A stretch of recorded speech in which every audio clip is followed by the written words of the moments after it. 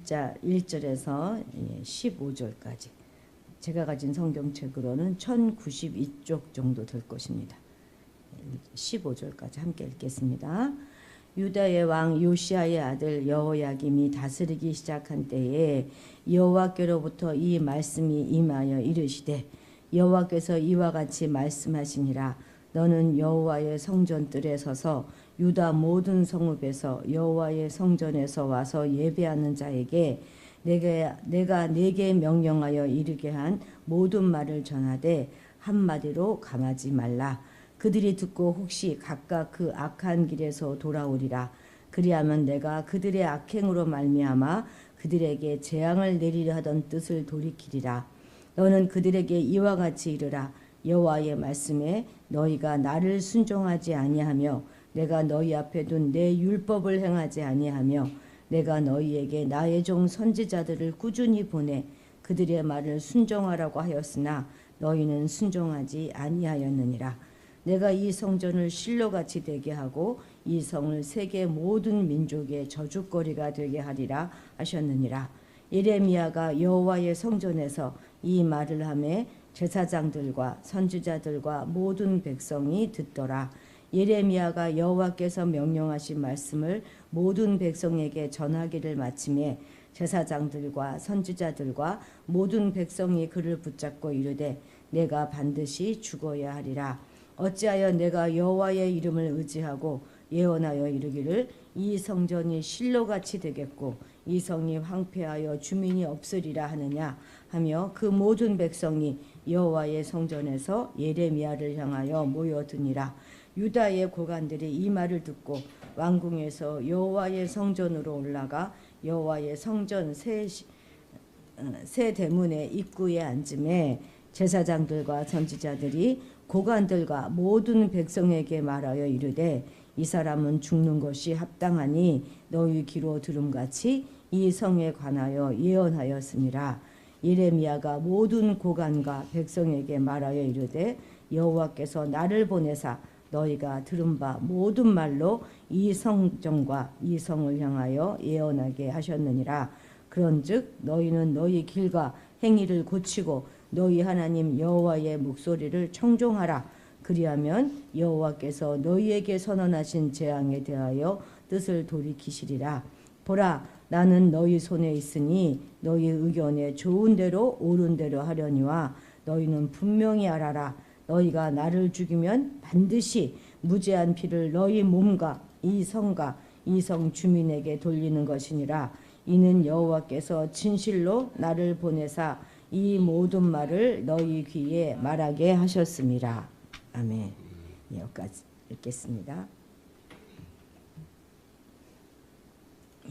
26장 읽었습니다. 제가 잘못해서 16장을 지금 말씀을 여기다가 적어서 저 혼자만 읽었습니다. 자, 26장 예레미야 26장은 성전 설교로 잘 알려진 그런 본문입니다. 우리 그 제목에도 여호와의 성전뜰에서 말씀을 전하다 이렇게 되어 있잖아요. 그래서 성전 설교입니다. 예레미야는 남유다가 멸망하기 바로 직전에 그러니까 아주 정말 그 혼돈기에 말씀을 전했던 그런 선지자입니다. 그래서 굉장히 많은 눈물을 흘려서 예레미야의 별명은 눈물의 선지자다 이렇게 우리가 말하지 않습니까? 이미 이제 북이스라엘은 완전히 아수르에 의해서 멸망하고 난 뒤였어요. 그러니까 같은 동족이었던 북이스라엘의 멸망을 똑똑히 보았는데 이제 자신이 또 자신의 조국의 멸망을 예언하는 그런 선지자의 사명을 받았으니 얼마나 그의 삶이 힘들었겠습니까?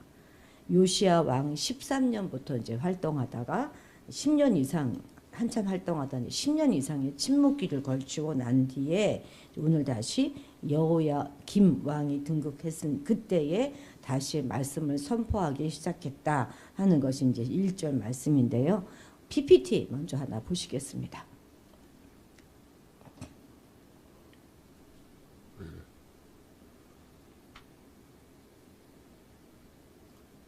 예, PPT. 여기입니다. 자, 잘 안 보이겠네요. 위에가 지금 이제 북이스라엘이고 아래가 남유다인데요. 북이스라엘의 마지막 왕이 호세아 왕입니다. 호세아. 그건 좀 기억하고 계시고 그 왕이 호세아 왕이 등극했을 왕위에 있어서 이제 멸망했을 그때가 이쪽에 남유다에 오면 히스기야가 왕으로 있을 때예요. 그러니까 그거 하나는 기억하십시오. 북이스라엘이 멸망했을 때 남유다는 히스기야 왕이 치리하고 있을 그때였다. 그죠? 그리고 몇 대를 지나가면 이제 므낫세가 히스기야 왕 밑에가 이제 므낫세잖아요. 그 아들이 또 그 아들이 아몬. 그 다음에 이제 요시아인데 여기 그래서 맨 마지막 시드기야 왕이 지금 이제 맨 마지막 왕이거든요. 남유다에. 그래서 남유다는 바벨론에 의해서 BC 586년에 멸망하잖아요. 그때 바로 이때가 예레미야가 활동했을 때요. 그러니까 막 진짜 맨 나중에 그죠? 멸망하기 직전에 예레미야가 아주 혼돈 가운데 있었을 이때 활동했던 그런 선지자입니다. 그래서 계속 유다가 멸망할 것, 우리나라가 망한다 이렇게 예언했던 그런 선지자이니 백성들에게 얼마나 많은 핍박을 받았겠습니까? 자 여기서 이제 그 요시야 왕부터 시작해서 이 시드기야 왕까지가 전부 요시야의 그 아들들 손주 이렇게 되는 건데요. 요거를 좀 더 보겠습니다. 요시야 왕은 진짜 훌륭한 왕이었어요. 그런데 무기도 전투에 가서 애굽의 바론 느고 왕이한테 이제 사망하죠. 갑자기 사망을 해요. 사실 자기가 이게 참전할 전투가 아니었는데 진짜 그냥 참전해서 저렇게 사망을 했어요. 그래서 바로 그 다음에 이 여호아하스가 밑에 바로 17대라고 돼 있죠. 둘째 아들 여호아하스를 국민들이 막 서둘러 가지고 이제 왕으로 올렸어요. 왜냐하면 왕이 죽었으니까. 그런데 애굽이 쳐들어와서 여호아하스를 3개월 만에 패위시켜요. 그리고 애굽으로 끌고 가고 애굽에 의해서 이제 그 다음에 첫째 아들이죠. 여호야김이 왕으로 오릅니다. 첫째 아들이. 근데 여호야김은 자기를 애굽이 세웠잖아요. 그 애굽의 눈치를 끝없이 보는 거예요. 그런데 또 이쪽에서 바벨론은 막 신은 강대국이 되고 막 떠오르는 거예요. 그러니까 자기가 애굽에서 좀 벗어나고 싶으니까 이 바벨론 눈치도 보는 거예요. 양쪽 눈치를 보다가 결국은 이제 바벨론으로 끌려가게 되죠. 그다음에 이제 뭐 이렇게 여호야긴으로 갔다가 마지막에 시드기야로 가는 옷을 또 가면서 또 나오겠죠. 오늘은 여호야김까지 제가 말씀을 드렸습니다. 다시 한번 정리해 보면 요 시기인가 약 주전 BC 600년 경인데요. 이때는 굉장히 이스라엘 역사가 급변하는 그런 시기였습니다. 여호와의 말씀을 잘 순종했던 전무후무한 왕으로 평가받았던 이 요시야 왕이 이제 그걸 머리에 떠올리면서 말씀을 들어보세요. 다시 한번 말씀을 드리는 거니까 무기도 전투에서 애굽의 바로 느고에 의해서 한 40대 정도밖에 안 됐을 거예요. 그때가 젊은 나이에 갑자기 전사하는 거예요. 그래서 그 아들 바로 그죠? 둘째 아들 여호아하스가 세워졌는데 통치 3개월 만에 애굽으로 끌려가게 되죠. 애굽 왕은 다시 여호아하스 대신에 여호야김 왕을 세웁니다. 그래서 이 여호야김은 끝없이 양쪽의 눈치를 이렇게 애굽과 이렇게 바벨론 눈치를 보고 있었던 것이죠. 이렇게 어정쩡한 태도를 취하고 있었는데 그런 태도는 유다를 더욱더 위기에 몰아넣게 된 것이죠. 이처럼 유다 왕조는 이방 나라에 의해서 좌우되는 그런 위기의 시기가 온 것입니다. 바로 이런 위기의 시대에 예레미야는 여호와의 말씀을 선포해야 됐던 그런 사명을 받은 것입니다. 우리 2절 같이 읽겠습니다. 여호와께서 이와 같이 말씀하시니라. 너는 여호와의 성전들에 서서 유다 모든 성읍에서 여호와의 성전에서 와서 예배하는 자에게 내가 내게 명령하여 이르게 한 모든 말을 전하되 한마디도 감하지 말라. 아멘. 즉 성전 뜰에서 하나님께 전하도록 명령으로 주신 말씀을 하나도 빼지 말고 전부 다 그대로 전하라 하는 말 아니겠습니까? 이는 예레미야가 전해야 되는 말씀이 정말 중차대한 그런 말씀임을 나타내는 것이죠. 그런데 사실 하나님의 말씀을 있는 그대로 다 빼놓지 않고 전하는 것은 사명자의 입장에서 보면 그렇게 쉬운 일은 아닙니다. 왜냐하면 하나님의 말씀에는 반드시 책망과 심판에 관한 그런 메시지도 담겨 있기 때문이죠. 물론 위로와 권면 또 격려와 축복의 말씀도 들어 있습니다만 1차적으로 하나님께서 말씀을 증거하라 이렇게 말씀하셨을 때는 범죄한 자들, 악행을 저지르면서 심판을 향하여서 막 달려나가고 있는 자들을 향한 것이 많기 때문이죠. 지금 전할 예레미야의 그 메시지의 핵심도 결국은 유다 백성 너희들이 끝까지 회개하지 않고 죄에서 돌이키지 않으면 하나님께서 이 성전과 이 모든 예루살렘을 파멸하게 하실 것이다. 이런 내용이었지 않습니까? 달리 말하면 유다 너희가 곧 멸망하게 될 것이다 하는 말인 거예요. 얼마나 이게 불길하고 참담한 그런 말이 되겠습니까? 백성들이 이 말을 들으면 어떻게 반응할지 뻔하지 않습니까? 자기 성전과 예루살렘에 대한 자부심이 얼마나 큰 유다의 그 백성들입니까? 자신의 그 불경함과 완악함을 지적하는 그런 예레미야에 대하여 좋은 감정을 가질 수가 없지 않겠습니까?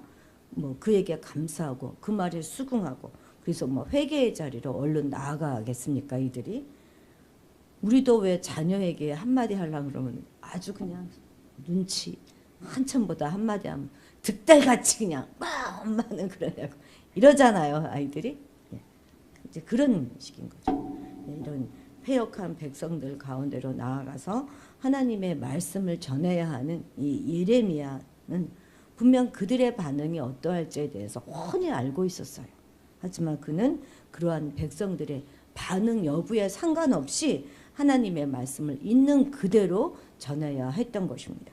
그것은 그가 정녕 두려워하고 있는 자가 백성들이 아니라 하나님이기 때문인 것이죠. 또한 그들 중에 극소수 적은 수라도 생명을 얻을 자들, 또 멸망의 자리에서 나와서 구원의 자리, 그 생명의 자리로 나아가야 될 자들을 이끌어야만 했기 때문인 것입니다. 누구든 상대가 싫어하거나 또 자기에게 해가 될 수 있는 만한 그런 이야기를 할 때는 그것을 좀 감해서 얘기하고 싶은 그런 유혹에 빠지게 됩니다. 왜냐하면 사람들은 누구나 다 다른 사람들에게 인정과 환영을 받기를 원하기 때문이죠. 그래서 오늘날 설교자들 중에서도 사람들이 듣기 싫어하는 하나님의 심판이라든지 지옥에 관한 그런 이야기들은 쏙 빼놓고 그냥 축복과 구원과 천국에 관한 그런 메시지만 전하는 그런 목회자들도 많습니다. 그러나 분명한 것은 하나님의 말씀을 자기 마음대로 가감하고 하는 행위는 정말 무서운 죄라는 그런 사실이죠. 전하는 것도 이럴진데 우리가 마음대로 가감하여서 어떤 말은 순종하고 어떤 말은 순종하지 않는다면 우리는 어떻게 되겠습니까? 참으로 우리는 하나님의 말씀을 가감해서 전하지도 말아야 되겠고 또 우리가 살아갈 때도 말씀 그대로 실천하고 살아가는 그런 충성된 하나님의 백성이 되어야 할 것입니다. 11절 같이 읽겠습니다. 제사장들과 선지자들이 고관들과 모든 백성에게 말하여 이르되 이 사람은 죽는 것이 합당하니 너희 귀로 들은 같이 이 성에 관하여 예언하였습니다. 아멘. 유대의 제사장들과 선지자들은 하나님의 말씀을 듣고 회개하기는커녕 말씀을 전하는 예레미야를 박해하고 심지어 죽이려까지 지금 하고 있는 것입니다. 이들이 이처럼 선지자를 죽이려고 한 것은 그 입으로 나오는 하나님의 말씀을 더 이상 듣고 싶지 않았기 때문인 것입니다. 이러한 태도는 정말 패역되고 그릇된 그런 행동임이 분명하지요. 그런데 그렇다면 그들이 예레미야가 전한 그 말씀을 듣고 취해야 될 합당한 태도는 무엇이었겠습니까? 그것은 이 사람은 죽는 것이 마땅하니 라고 말할 것이 아니라 우리가 죽을 형편에 처하였다 이렇게 하는 것이 옳았을 것입니다. 다시 말해서 말씀 앞에 자고를 거꾸러뜨리고 굴복하고 복종시켜야 했던 것이죠. 아울러 죽어야 될 대상은 예레미야가 아니라 그들 자신, 그러니까 그들의 죄악된 삶, 죄악된 습관들이라고 선언하는 것이 마땅했을 것입니다. 그러나 이들은 그와는 정반대의 자세를 취하고 있는 것이죠. 그래서 결국 그들은 어떻게 됩니까? 패망과 심판의 자리, 사망의 자리로 던져지게 되는 것입니다. 그런데 우리 한번 다윗은 어떻게 하였느냐 좀 비교해서 생각해 보십시다. 다윗은 자기의 죄를 지적하는 나단 선지자 앞에서 내가 그래도 왕인데 왕의 위치를 내세우면서 그를 처벌할 수도 있었고요. 자기의 죄를 은폐할 수도 있었습니다. 그러나 그는 도리어 하나님 말씀 앞에 철저하게 굴복하고 나는 범죄하였다 이렇게 정직하게 고백하였습니다. 이처럼 자기 죄를 자복하는 순간 왕으로서의 채통과 위엄은 완전히 구겨졌을지도 모르죠. 또 다윗의 자존심 역시 철저하게 짓밟혀졌을지도 모릅니다. 그러나 그처럼 자기의 자아를 죽임으로 다윗은 용서의 은혜, 구원의 은혜, 또 죄악으로 눌린 자기의 생명이 완전히 새 생명으로 그의 내면에서 소생하는 역사를 체험하였을 수 있었던 것이죠. 우리는 이러한 성경의 증거를 통해서 우리의 허물과 연약함, 또한 악하고 추한 모든 면모를 해결하고 우리의 악한 본성에서 해방될 수 있는, 벗어날 수 있는 방편이 어디에 있는지 오늘 우리가 깨닫게 됩니다. 그것은 하나님 말씀 앞에 우리를 굴복시켜야 한다는 것이죠. 말씀이 증거될 때 그것이 우리에게 찔림을 주고 아픔을 주고 상처를 주고 처절한 슬픔마저도 갖게 할지라도 이를 감사함으로 우리가 받아들여야 하는 것입니다. 그러니까 자아를 죽일 것인가 말씀을 죽일 것인가 그 기로에 서서 연약하고 악한 본성을 싹싹 부추기고 있는 우리 자아를 포기하고 항상 말씀을 겸손히 떠받드는 그런 자세를 우리가 견지해야 하는 것입니다. 그렇게 할 때 우리는 비로소 하나님이 주신 참 생명을 누리는 삶, 영생의 삶을 살아갈 수 있게 될 것입니다. 15절 같이 읽겠습니다. 너희는 분명히 알아라. 너희가 나를 죽이면 반드시 무죄한 피를 너희 몸과 이 성과 이 성 주민에게 돌리는 것이 아니라 이는 여호와께서 진실로 나를 보내사 이 모든 말을 너희 귀에 말하게 하셨습니다. 아멘. 사실 당시 예레미야를 죽이려고 한 자들, 그를 고소한 자들은 몇몇 그 소수의 사람들이 아니었음이 분명합니다. 그러나 그렇다 할지라도 예루살렘 성민 전체가 그 백성들 전체가 예레미야를 박해하고 죽이려고 했던 것은 분명 아니죠. 그런데 오늘 말씀에서는 뭐라고 하십니까? 예레미야는 이처럼 자신에게 자신을 죽이려 한 자들이 그들 자신만이 아니라 그들이 소한 모든 공동체, 그들의 성읍, 곧 그들의 삶의 터전까지도 모두 다 무고한 피를 흘린 그런 죄 아래 놓이게 될 것이다. 이렇게 경고하고 있는 것입니다. 이러한 사실은 죄가 얼마나 위험스러운 것인지, 불의가 그것을 행하는 자뿐만이 아니라 그가 속해 있는 모든 공동체까지도 다 저주 아래 떨어지게 한다 하는 것을 깨닫게 해주는 것이죠. 그렇다면 예레미야는 어째서 이렇게 자신을 위협하는 자들에게 이러한 경고의 말까지 하게 되었을까요? 그것은 자신이 불의한 자들에게 죽게 된다면 이를 저지른 자들뿐만 아니라 그 불의한 일에 동의하고 또 그것을 묵인한 모든 공동체 또한 그 책임을 지니고 있기 때문입니다. 성경은 죄를 개인적인 것으로 보기도 하지만요. 또 개인을 넘어서 크고 작은 공동체까지도 다 확산되는 것으로 봅니다. 이는 죄의 그런 악영향에 대해서도 마찬가지죠. 죄는 단지 그것을 저지른 사람에게뿐만 아니라 그가 속한 모든 크고 작은 모든 공동체까지도 더럽히고 모두 다 하나님의 저주 아래 떨어지게 만듭니다. 원죄라고 하는 게 그렇지 않습니까? 아담 한 사람이 저지른 그 원죄가 인류 전체와 모든 피조물 세계를 전체를 더럽히고 하나님의 저주 아래 떨어지게 한 것이 아닙니까? 마찬가지입니다. 지금도 죄는 우리를 개인뿐만 아니라 우리가 살아가는 모든 삶의 터전, 우리가 속한 모든 공동체까지도 하나님의 저주와 재난 아래 내던져지게 하는 그런 결과를 초래하게 됩니다. 이건 우리 일상에서도 마찬가지잖아요. 가장 한 사람이 도박에 빠지고 막 이러면 온 집이 그냥 다 망하게 되고 또 그거와 관련됐던 다른 친척들까지 다 망하게 되는 경우가 있지 않습니까? 그거가 똑같습니다. 그래서 우리는 이처럼 심각한 죄의 영향력, 그것이 끼치는 비참한 결과를 간과해서는 안 될 것입니다. 적은 누룩이 온 덩이에 퍼진다 하는 말씀을 기억하여서 정령 악은 모양이라도 우리가 버리는 그런 삶을 살아야 할 것입니다. 그렇게 살아갈 때 우리의 삶 속에는 하나님의 축복이 끊이지 않게 될 것입니다. 오늘 하루도 작은 죄라도 만만히 볼 것이 아니라 민감히 그 죄에 대해 반응하고 스스로 끊어내면서 나뿐만이 아니라 내가 속한 공동체 전체를 정결하고 복된 것으로 만들어가야 할 것입니다. 나와 나의 모든 가족 또 지인들이 죄의 영향력 아래 살아가지 않게 되도록 나부터 정결하고 거룩하고 구별된 삶을 살아가시기를 축복합니다. 기도하시겠습니다. 역사의 주관자 되시는 하나님 아버지, 오직 우리는 하나님의 말씀을 가감없이 전할 뿐만 아니라 그 말씀 그대로 실천하며 살아갈 수 있도록 도와주옵소서. 마음에 드는 말씀만 골라서 믿는 그런 죄를 스스로 쌓아가는 어리석음을 범하지 않도록 도와주옵소서. 무엇보다도 먼저 죽여야 하고 처리해야 하는 것이 바로 우리의 자아임을 거짓없이 바라보게 하옵소서. 자아가 죽고 말씀이 사는 그런 생명의 삶을 오늘도 살아가게 도와주옵소서.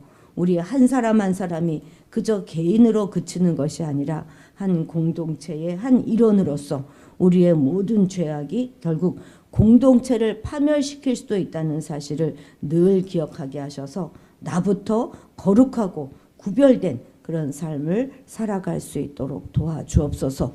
오늘 하루도 그렇게 건강한 삶을 살게 인도하여 주옵소서. 그래서 나도 살고 공동체도 살아나게 하옵소서. 모든 말씀 예수님의 이름으로 기도드렸습니다. 아멘. 아멘. 오늘은 나라를 위하여 기도하는 날이죠. 우리 나라를 위하여 더 간절히 기도해 주시기 바랍니다. 또 특별히 오늘은 어르신들의 건강을 위해서도 기도해 주시기 바랍니다.